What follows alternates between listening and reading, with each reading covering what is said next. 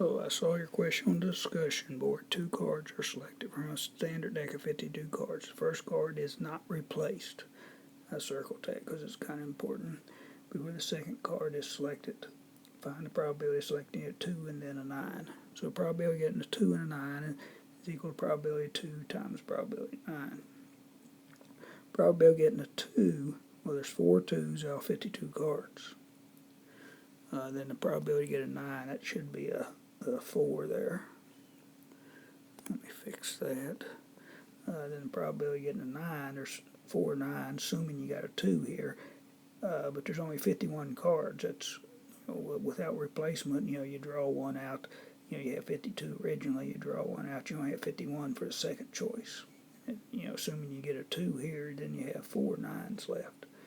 And then you just work out this math, and that'll be the answer. I hope that helps.